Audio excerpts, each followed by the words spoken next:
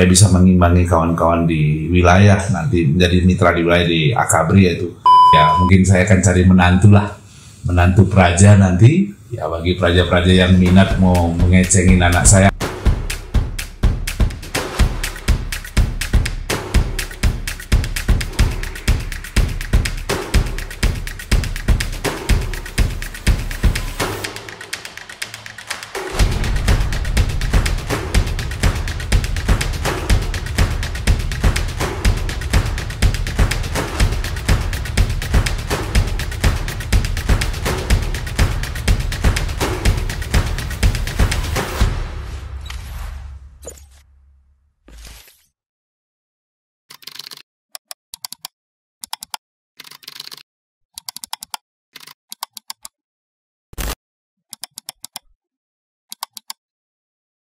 Satu orang lagi guru besar IPDN atas nama Bapak Profesor Dr. Fernandes Simangunsong.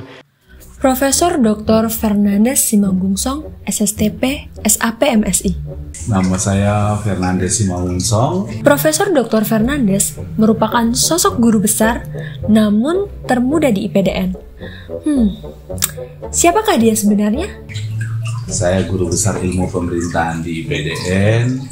SK penetapan beliau ditandatangani oleh Menteri Pendidikan Nadiem Anwar Makarim tertanggal 26 Desember 2019 dan dilantik menjadi guru besar termuda pada 27 Oktober 2021 pada usia 42 tahun. Saya lahir di Jambi 44 tahun yang lalu di sebuah desa yang berubah jadi kelurahan, namanya Desa Payuslenca, Kecamatan Jambi Timur, Kota Jambi, Provinsi Jambi. Selama menjadi praja, beliau mendapatkan cukup banyak prestasi. Salah satunya menjadi Kepala Dinas Bina Jasmani, sekaligus menjadi orang yang merancang PIN Bina Jasmani hingga saat ini. Saya angkatan 07 dari zaman Sartono, masuk IKK Mandila, ya, dan saya tidak pernah pulang sebentar saja, satu bulan, habis itu balik lagi. Jadi saya bisa merasakan semua rektor.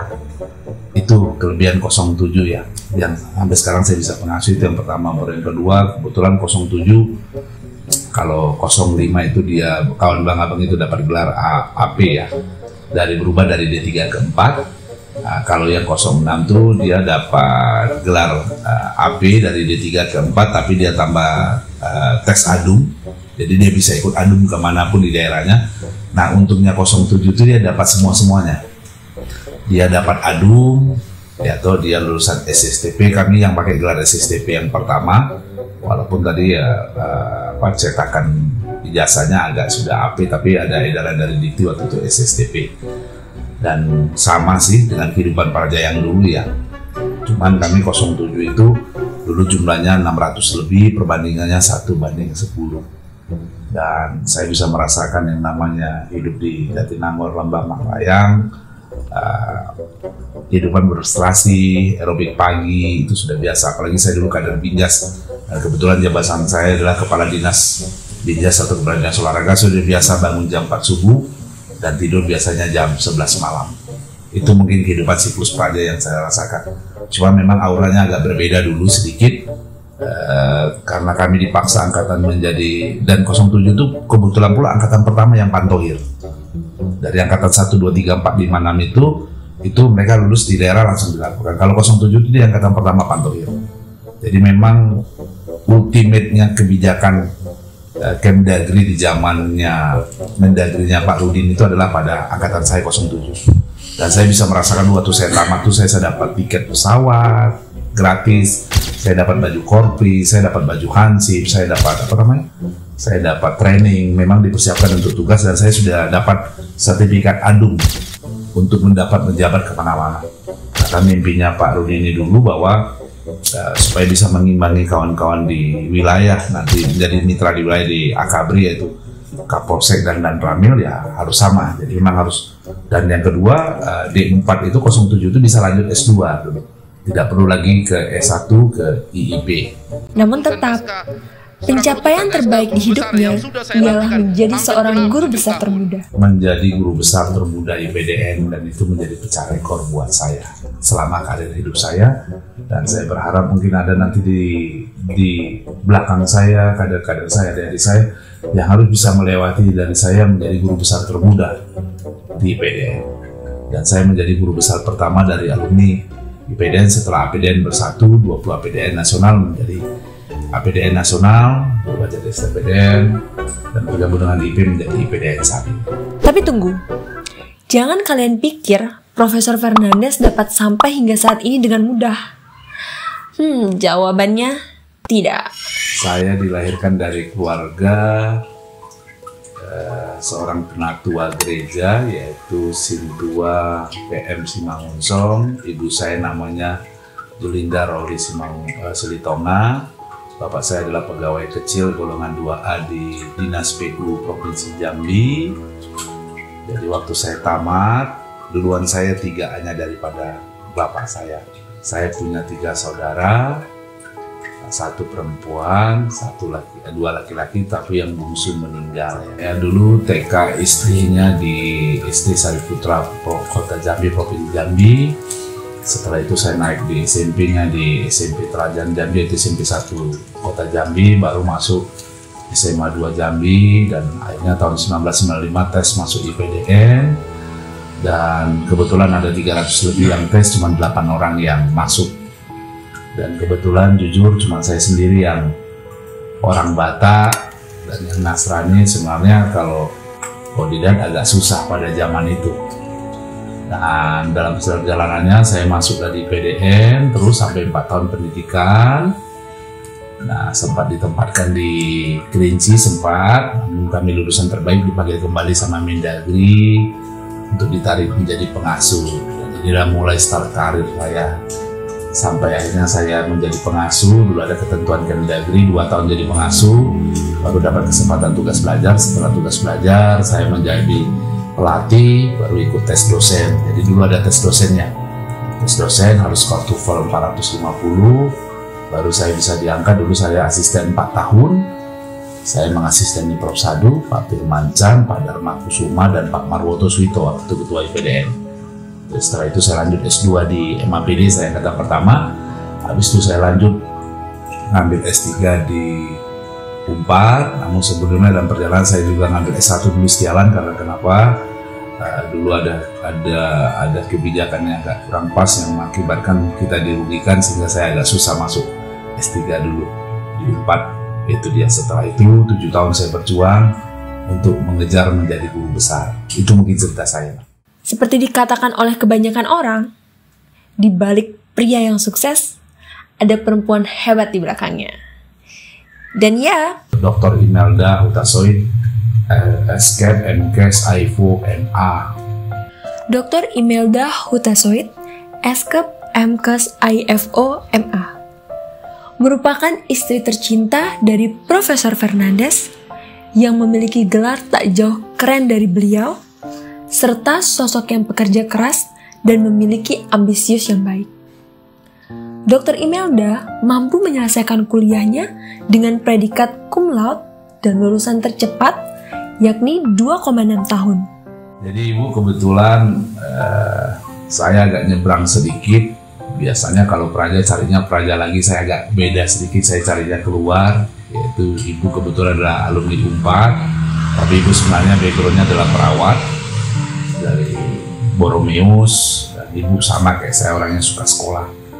Jadi sekarang Ibu menjadi dosen di PDN, dan Ibu ada di Fakultas Perlindungan Masyarakat. Ibu termasuk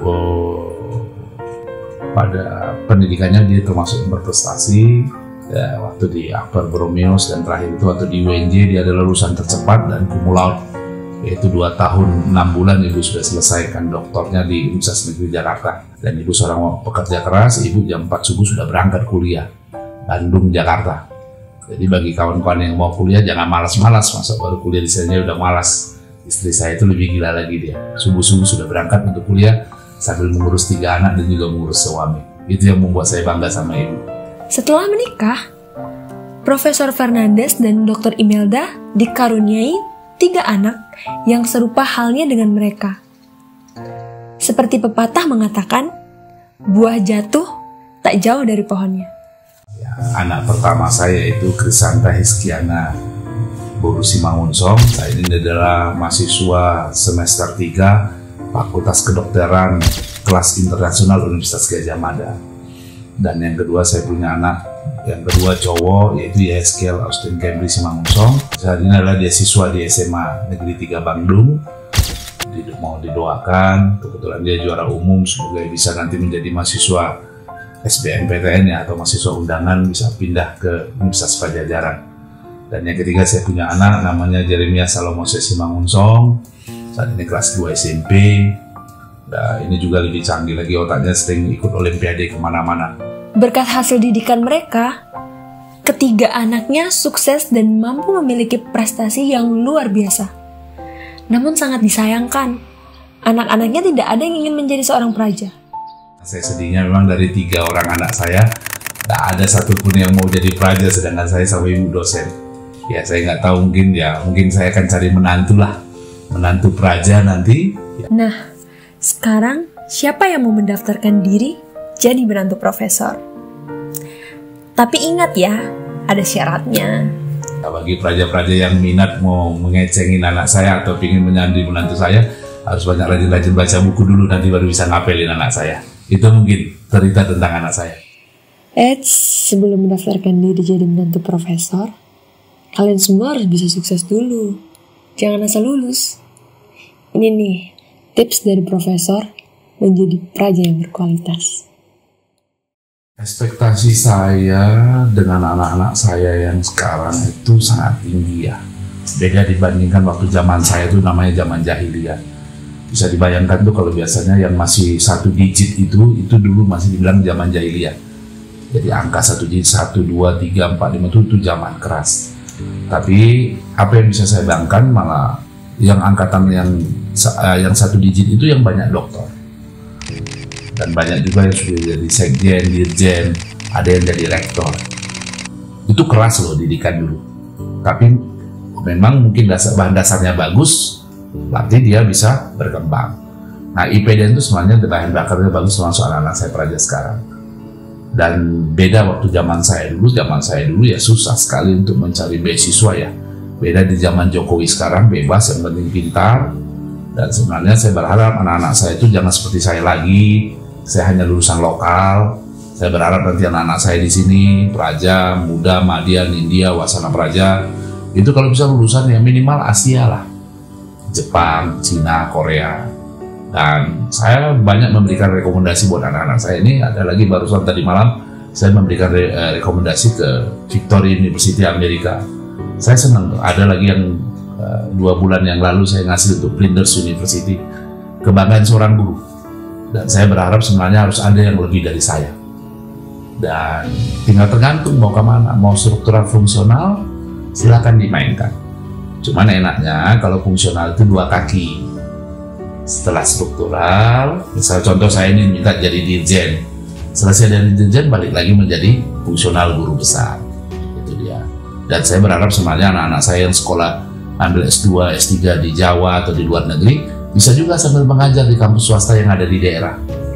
Tidak menutup kemungkinan kayak pimpinan kita, kayak Prof. Murthy Jadawi, rektor kita yang lama kan dari universitas swasta, dan dia bisa menjadi guru besar, nanti tinggal pindah. Sistem itu ada kok di kita. Jadi anak-anak saya, ya untuk menghilangkan kesuntukan atau apa, ada memang minat menjadi fungsional seperti saya, bisa menjadi guru besar termuda dimanapun, ya bisa mengajar di kampus yang ada di daerah, yang di kampus di tempat Bapak Ibu adik-adik saya sekalian. Motivasi yang saya bisa berikan buat anak-anakku semua praja, pertama tuh jangan alus. Tahu alus? Alus itu asal lulus. Itu. Karena kenapa? Coba lihat, saya buka 2 undang-undang saja. Undang-Undang 5 2014 tentang ASN, Aparatur Sipil Negara. ASN itu terdiri dari 2, yaitu PNS, P3K. Nah, pabrik pembentuk PNS itu salah satunya IPDN. Hati-hati loh. P3K itu sekarang bisa dari kampus manapun. Artinya apa? Saingan Anda adalah P3K. Jadi praja itu belajarnya lebih luar biasa. Karena kenapa tidak menutup kemungkinan sekarang contoh 8 atau 9 eselon 1 di Kementerian Pusat itu 4 sudah bisa diisi oleh non-PNS yang notabene P3K. Belum lagi saingan kita adalah pabrikan dari TNI Polri, itu lebih ngeri lagi. Karena kenapa TNI Polri itu tidak pernah menjadi nomor 2, selalu nomor 1. Artinya apa? Anak-anak saya pelajar harus lebih, ya harus lebih belajarnya. Ya, nggak bisa lagi mengandalkan dulu ya cium tangan, buah tangan, nggak bisa lagi sekarang. Harus ada campur tangan, tidak. Sekarang harus mulai belajar. Itu yang pertama. Baru yang kedua, Undang-Undang 6 2014 tentang desa itu lebih ngeri lagi. Pertanyaan saya sederhana, siapa yang bisa jadi kepala daerah pertama, bupati, wali kota tempat Anda? Lulusan IPDN atau lulusan kampus swasta yang ada di sana? Kalau lulusan IPDN dia harus keluar dulu dari PNS. Cuman kansnya besar atau tidak? Tapi kalau ada universitas swasta yang di sana ternyata anak yang kemarin masuk IPDN tidak masuk, dia masuk jadi sarjana, habis itu dia nyalon jadi kepala desa. Pertanyaan, siapa dulu yang pakai mangkok Garuda? Lulusan IPDN atau lulusan swasta? Kalau dia nanti habis itu mencalon dengan 3 periode menjadi kepala desa, 1 periode 6 tahun, 3 kali 6, 18. Anggap lo lulusan IPDN usia 22 tahun, tamat 40 tahun. Pertanyaan, lulusan IPDN 40 tahun jadi apa? Ya kalau dia duduk baru harus. Artinya apa? Harus mulai belajar. Ya, jadi jangan seperti dulu lagi. Sudahlah, style-style yang lama, kekerasan. Dan sekarang kalau perlu sih, kehidupan pelajar itu memang hidup dengan belajar terus. Mimpi saya sebenarnya ke depan itu setiap barak itu sebenarnya kalau bisa ada wifi gratis ya. Jadi ada barak itu menjadi the second home, menjadi rumah kedua. Di situ belajar bisa searching, googling, diskusi bersama. Dan saya malah berharap kalau dulu namanya peta C. Nah, peta C itu sebenarnya kalau bisa ada yang fokus, ya ada belajar. Jadi anak-anak saya itu harus lebih hebat dari saya.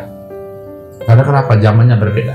Zaman ke depan itu adalah kompetensi karena ada kompetisi. Itu baru 2 undang-undang loh saya bicara. Tapi artinya apa? Praja harus mulai terbuka, harus ada yang lebih hebat dari saya, lulusnya lama. Sekarang saya sedih kadang. Ya, lihat praja sekarang baca malas ya. Ini menjadi gambarannya. Jadi prinsipnya jangan halus lah, asal lulus. Itu mungkin pandangan saya, motivasi yang bisa saya berikan buat anak-anak saya praja. Terima kasih, sukses selalu. Mimpi saya seorang guru harus ada pengganti Profesor Dr. Fernandes Simangunsong, SSTP, SAP, MSI. Jadi pemecah rekor selanjutnya, dosen termuda, guru besar termuda. Saya 42 tahun, tidak tahu menurut ke depan. Mungkin ada yang 41 tahun berapa hari lebih muda dari saya. Demikian, wabillahi taufiq wal hidayah. Wassalamualaikum warahmatullahi wabarakatuh. Salam sejahtera buat kita semua. Shalom. Om Santi Santi Om, Namo Buddhaya, salam kebajikan, dan selamat pagi. Mohon maaf kalau ada penyampaian saya kelewatan. Terima kasih.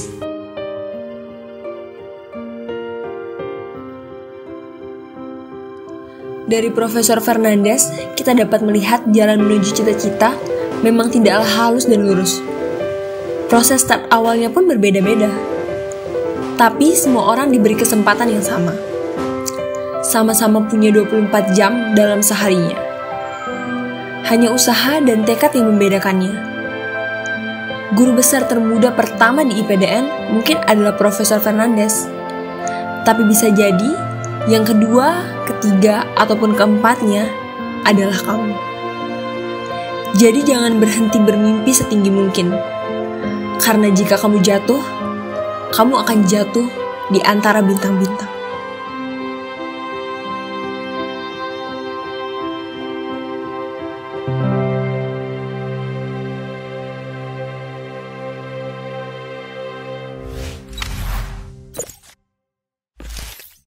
I'm so high.